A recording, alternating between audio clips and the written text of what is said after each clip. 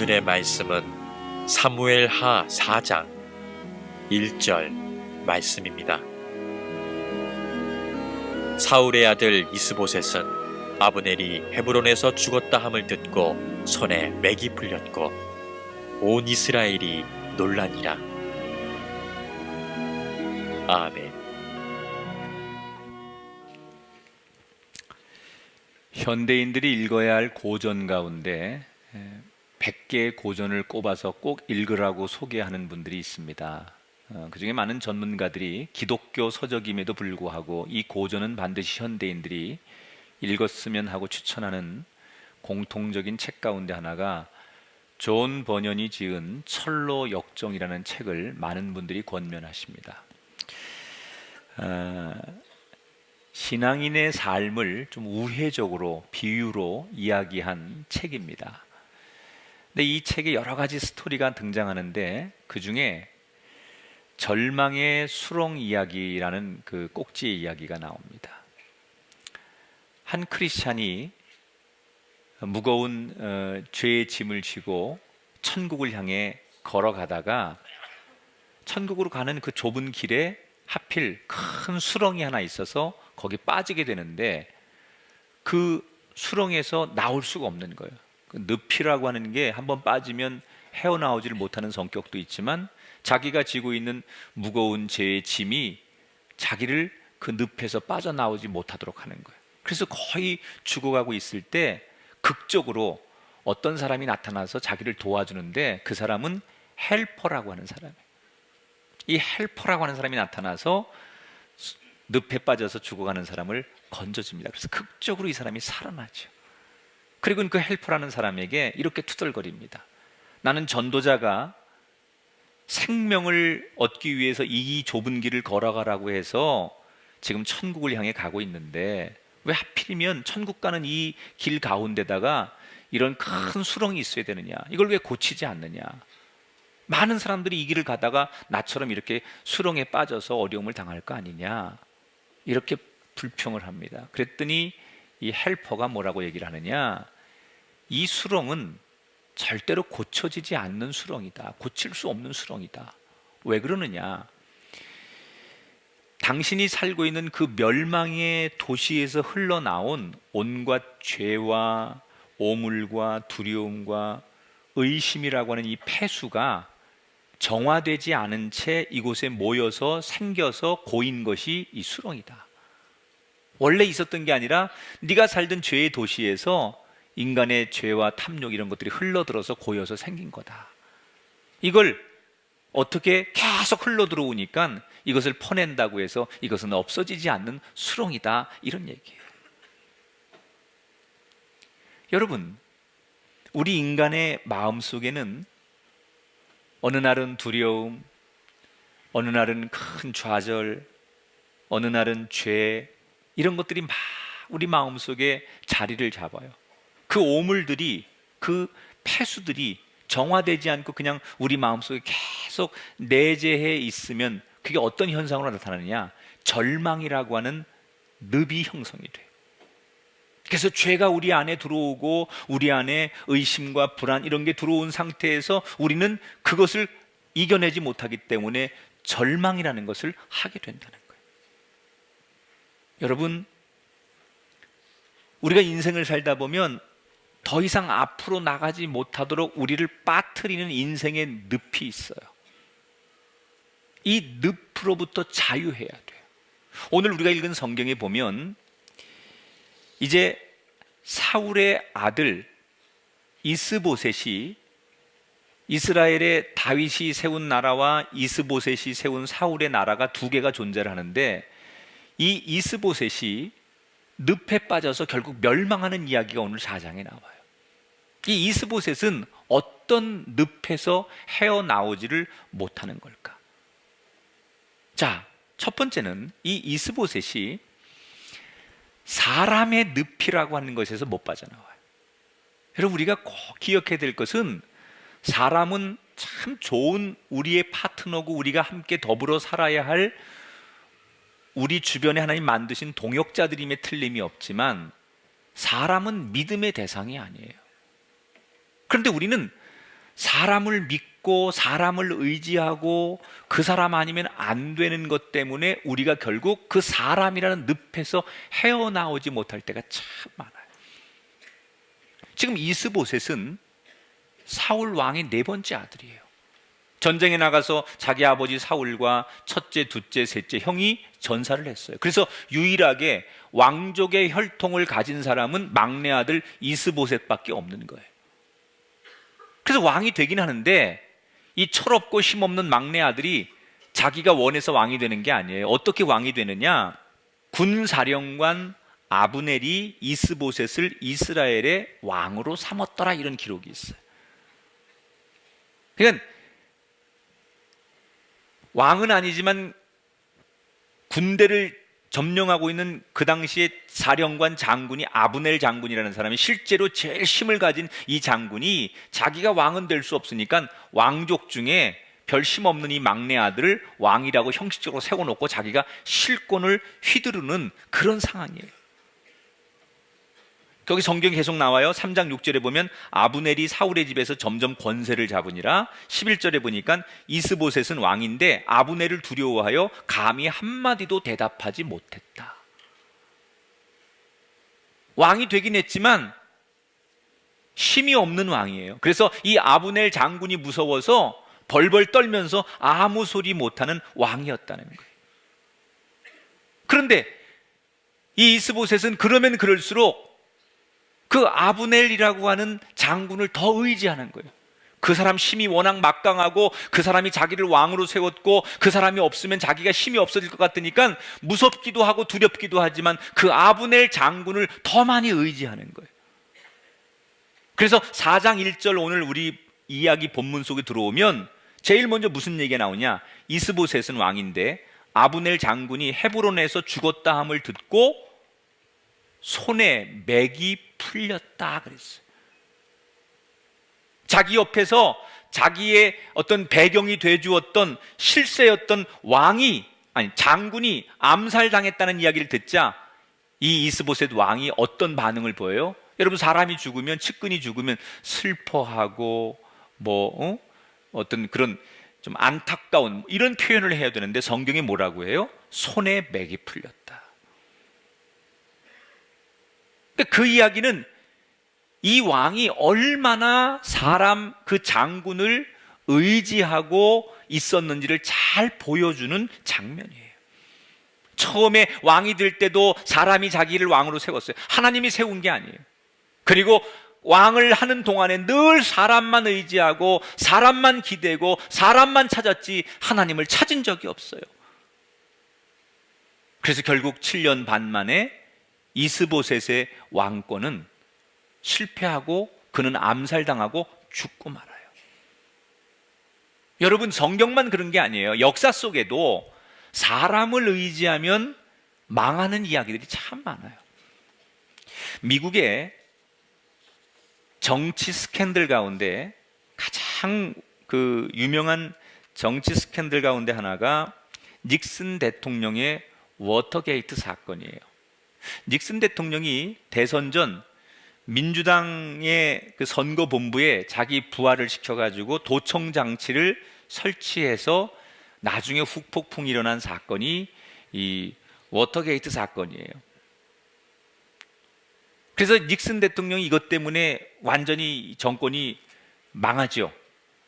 그런데 닉슨 대통령만 망하는 게 아니라 그 당시에 여러 사람이 닉슨 대통령 주변에 있던 사람들이 한꺼번에 다 무너지는데 그 중에 찰스 콜슨이라고 하는 사람이 있었습니다. 이 사람은 그 당시에 백악관의 법률 고문으로 실제적인 막강한 힘을 가졌던 실세 중의 실세예요. 그런데 이 찰스 콜슨이라고 하는 사람이 나중에는 그런 모든 워터게이트 사건에 자기가 조직적으로 은폐를 진두지휘한 혐의로 감옥을 가게 돼요. 요즘 여러분 우리나라에서 일어나는 비슷한 이 이야기하고 뭐가 좀 비슷한 것 같지 않아요?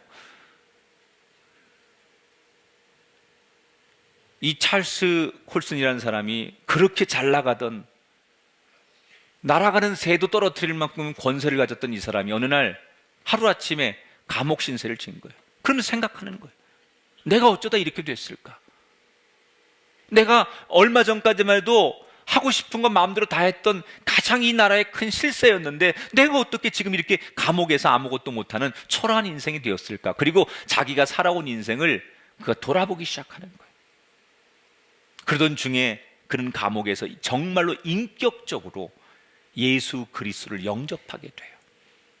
그리고 자기가 아하, 내가 잘못 살아왔구나, 내가 지금까지 승승장구하고 내가 힘이 있고 이런 것들이 나를 위한 게 아니고 결국 내가 사람만 의지하고 사람에게 기대고 그래서 잘 되는 것 같았지만 결국 내가 이렇게 마지막에 쓰러진 것은 그것 때문에 그렇구나 라고 찰스 콜슨이 깨닫게 돼요. 그래서 그가 예수 그리스도를 영접하고 그 감옥 안에서 자기의 인생을 회고하는 회고록을 씁니다. 그 책 제목이 거듭남 백악관에서 감옥까지라는 책이에요. 이 책에서 찰스 콜슨은 아주 구석구석마다 그 얘기를 해요. 내가 지금까지 너무 사람만 의지했다. 사람이라고 하는 늪에서 헤어나오지 못했다. 내 주변에 똑똑한 사람만 있으면 되고 힘 있는 사람만 있으면 되고 잘난 사람들만 있으면 나는 되는 줄 알았는데 그게 인생의 전부가 아니다라는 것을 깨달았다는 거예요.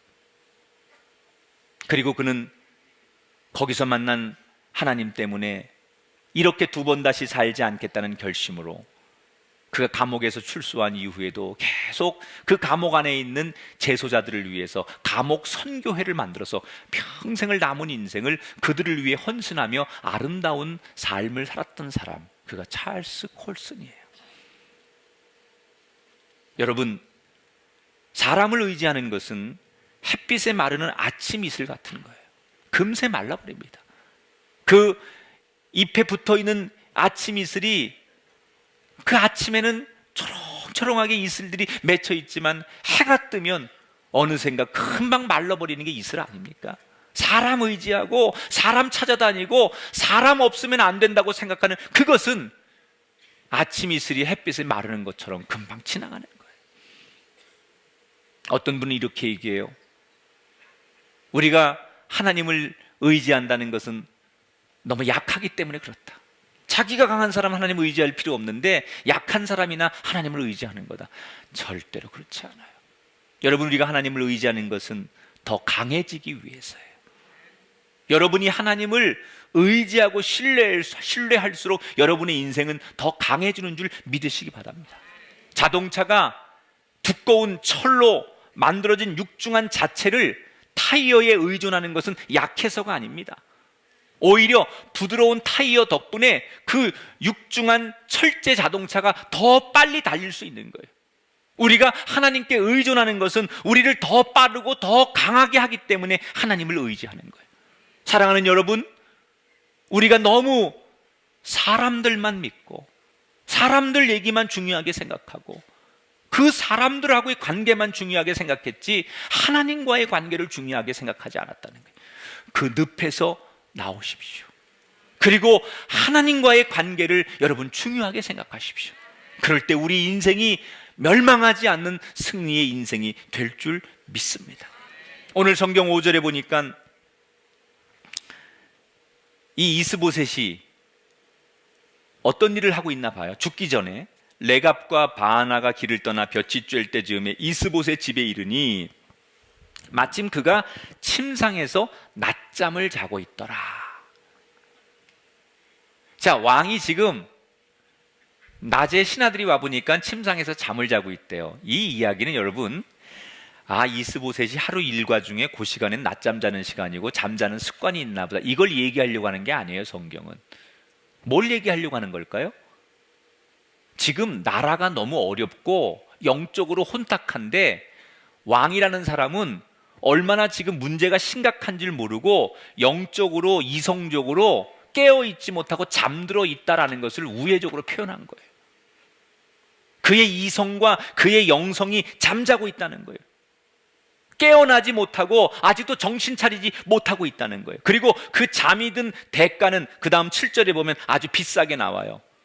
이 이스보셋이 그렇게 낮잠을 자다가 결국 암살을 당해요. 7절 볼게요. 레갑과 바하나가 집에 들어가니 이스보셋이 침실에서 침상 위에 누워 있는지라 그를 쳐 죽이고 목을 베니라.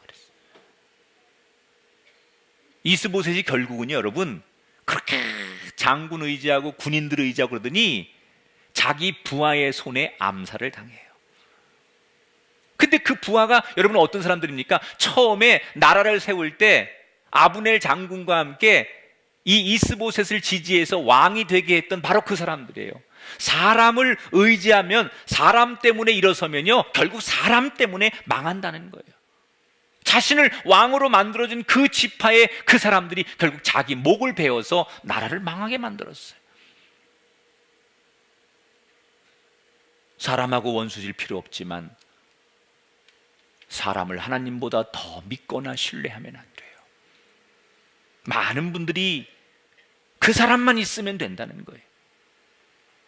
우리가 똘똘 몇 사람만 뭉치면 된다는 거예요. 아닙니다. 그 사람이라는 늪에서 빠져서 허우적거리면 안 돼요.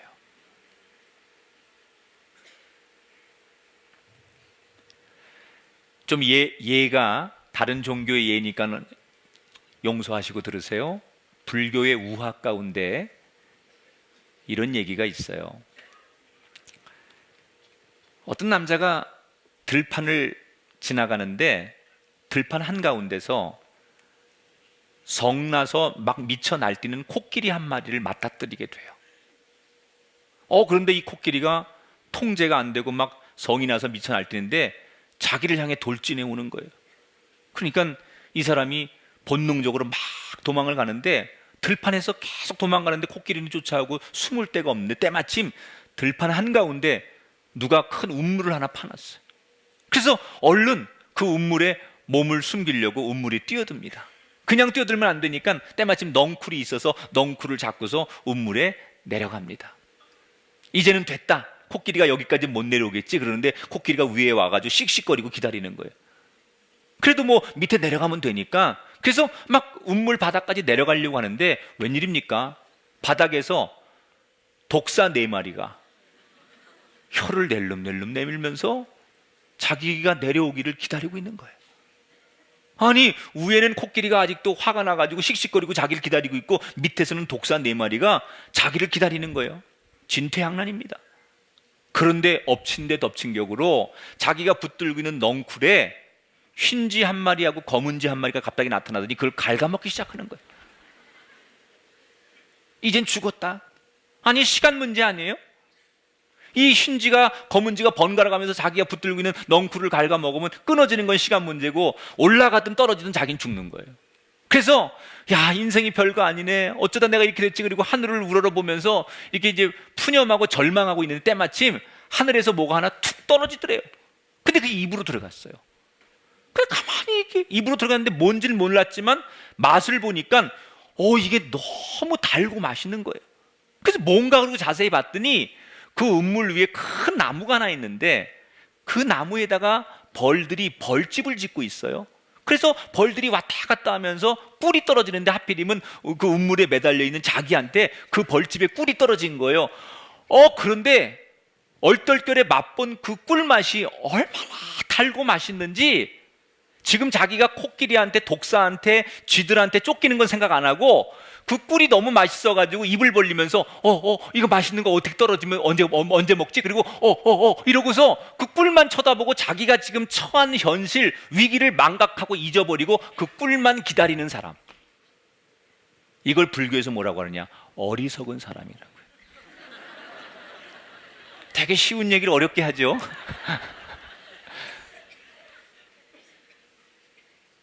여러분, 우리가 그렇게 사는 거예요. 우리 인생에도 언젠가 끝이 있지 않겠습니까? 이렇게 한 해에 우리가 마지막이 있듯이 우리 인생에도 언젠가 마지막이 있을 거예요. 지금 우리의 처한 현실이 지금 깨어나지 않으면, 정신 차리지 않으면, 지금 돌아서지 않으면 안 될 사람이 있어요. 그런데 당장 내 입에 들어오는 달콤한 꿀에 취해서 죽음이 코앞에 있다는 사실을 잊어버린 채 그냥 망각한 채 그 꿀의 달콤함에 취해서 내 줄이 끊어지든, 그 흰쥐와 검은쥐라는 것은 낮과 밤을 얘기하는 거예요. 낮과 밤이 계속 교차하면 언젠가 끊어지는 거예요. 그래서 자긴 죽는 거예요. 그런데 그냥 그 달콤함에 취해가지고 내 현실이 어떤지, 당장 내일이 어떤 일이 벌어질지 새까맣게 잊어버리고 지금 그 꿀맛에 도취해 있는 인생을 가리켜서 어리석은 인생이라고 한다면,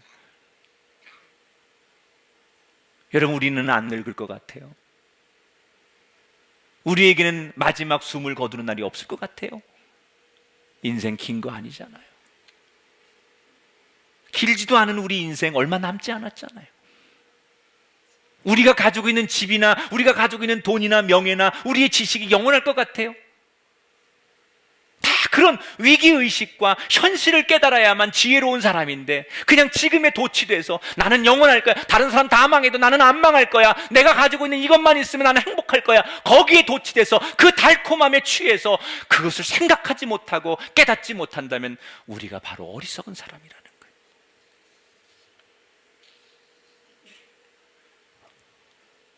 오늘 성경의 이 이스보셋이 그렇게 어리석은 사람이었어요. 자기에게 분명히 위기가 찾아왔어요. 자신의 권력의 후원자요 막구 세력이었던 아브넬이 죽었습니다. 그래서 나라가 위기에 처했습니다. 신하들이 술렁거립니다. 일부에서는 다윗에게 돌아가자 이런 신하들도 생겼습니다. 그때 되면 자기가 깨달아야 됩니다. 돌이켜야 됩니다. 어떤 길이 우리를 살리는 길이고 어떤 길이 이 백성들을 살리는 길인가 자기가 돌이켜야 돼요. 그런데 그는 달라지지 않아요. 여전히 낮잠 자는 거예요. 문제 없다는 거예요. 여기저기서 지금 산적한 문제들이 터졌는데 한가롭게 낮잠 자고 있어요. 평소처럼 아무 일 없다는 듯이 잠을 자고 있어요. 이 잠잔다라는 게 뭐예요? 지도력이 잠자고 권력이 잠자고 왕의 의무가 잠자고 영성이 잠자는 거예요. 그러니까 망하고 죽는 거예요. 여러분, 깨어나시기 바랍니다. 변해야 돼요. 달라져야 돼요. 달라지면 소망이 있습니다. 문제는 달라지지 않는 거예요. 알지만 사람들은 달라지지 않으려고 해요. 이게 나쁜 습관인 줄 알지만, 이거 회개해야 되는 줄 알지만 그걸 안 해요. 학생들이 공부 열심히 해야 되는 거 알지만 달라지지 않아요. 여러분, 기독교가 말하는 죄가 뭐예요? 변하지 않는 게 죄예요. 그래서 우리가 무슨 이렇게 한 해 동안 그냥 거룩하게 살았다고 해서 우리는 죄인 아닌 것이 아니라 우리가 죄인이죠. 왜? 변하지 않으니까. 알면서도 내가 더 많이 기도하고 더 많이 하나님께 받은 은혜를 감사하고 살고 내가 더 하나님을 의지해야 되는데 알면서도 우리 변하지 않아요. 그냥 이렇게 살면 되는 줄 알아요. 그리고 그냥 사니까 우리가 사는 모습이 나 스스로는 괜찮을지 몰라도 하나님의 잣대로 보면 변하지 않는 우리 인생이 죄라는 거예요. 그래서 기독교는 그것을 죄라고 말하는 거예요. 올 한 해가 가기 전 달라지시기 바랍니다. 죄의 늪에서 빠져나오시기를 주님의 이름으로 축원합니다. 자, 지금 사무엘하 1장, 2장, 3장, 4장을 우리가 쭉 보면서 계속 장마다 이야기가 등장하는데 한 가지 중요한 패턴을 발견하게 돼요. 한번 저를 따라하세요. 하나님의 생각은 우리의 생각과 다릅니다. 자, 제가 도표를 좀 준비해 봤는데 한번 보세요. 사무엘상 31장에 보면 사울 왕이 죽었을 때 그 사울 왕의 죽음의 소식을 제일 먼저 들고 다윗에게 찾아온 사람이 아말렉 용병이라고 했어요. 이 아말렉 용병이 다윗에게 찾아와서 사울 왕이 죽었습니다. 그런데 그 마지막 죽이는 걸 내가 했습니다라고 거짓말을 해요. 그리고 증거로 사울 왕의 왕관과 사울 왕이 차고 있던 팔찌를 갖다 주면서 다윗에게 자기가 새로운 정권의 나라를 세우는데 공로자니까 인정을 받고 싶어. 이 아말렉 용병이 자기는 그렇게 하면 최고의 기회를 얻고 대박이 인생이 날 거라고 생각했어요. 그런데 어떻게 해요? 다윗은 이 아말렉 용병을 처형합니다. 왜요? 아무리 사울이 적군이어도 하나님이 기름 부어 세운 자를 감히 네가 네가 거짓말 했나 안 했나 중요하지 않다는 거예요. 네가 그렇게 했다는 자체만으로도 너는 용서할 수 없다는 거예요. 그래서 이 아말렉 용병은 자기가 대박이라고 생각하고 최선이라고 생각하고 가져갔는데 그게 오히려 자기에게 최악의 결과를 가져와요.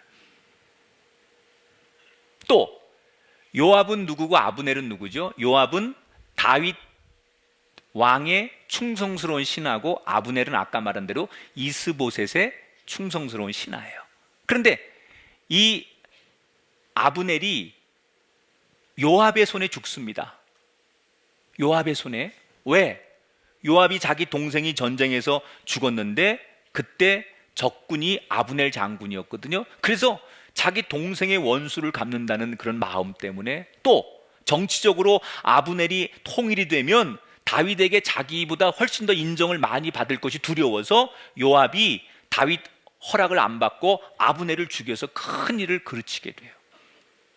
그래서 다윗이 두고두고 이 요압을 용서하지 못해서 자기 손으로는 용서하지 않지만 솔로몬 왕에게, 아들에게 요압을 징계할 것을 유언해요. 또 이스보셋이 오늘 죽는데 레갑과 바하나라는 사람이 이스보셋 왕을 죽이고 다윗에게 이제 나라를 갖다 바치는 거예요. 자기들은 다윗에게 나라를 갖다 바치니까 영웅 대접을 받을 줄 알았는데 다윗이 어떻게 해요?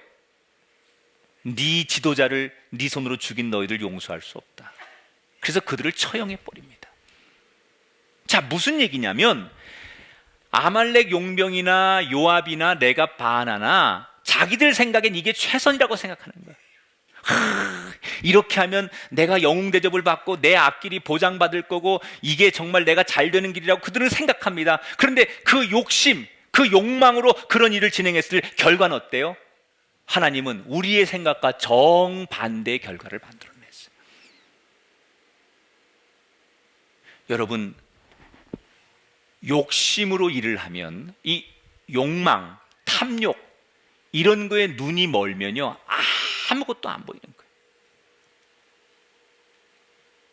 저는 모든 스포츠의 공통적인 그 전문가들이 하는 얘기 가운데 하나가 힘을 빼라.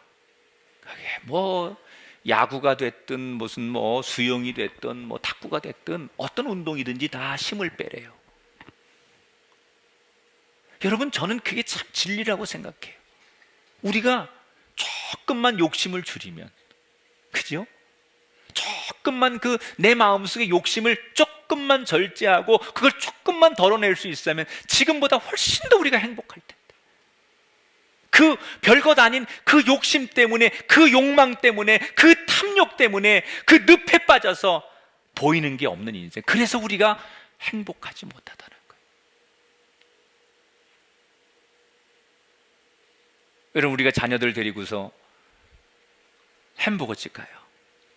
아이들이 햄버거 사달라고 졸라서 가는데 사주면 이 애들이 햄버거를 먹어야 되는데 아이들이 햄버거에 딸려 나오는 장난감에 정신이 팔려가지고 햄버거는 안 먹고 그 장난감에 정신이 팔려가지고 그것만 갖고 노는 거예요. 여러분, 우리 인생이 늪에 빠지면 이렇게 되는 거예요. 정말로 신경 써야 될 것은 보이지 않고 아무것도 아닌 것만 보이는 거죠. 그걸 탐욕이라고 하는 거예요. 정말 우리가 중요한 게 아닌데 덜 중요한 것만 가지고, 그것만 가지고 그러는 거예요.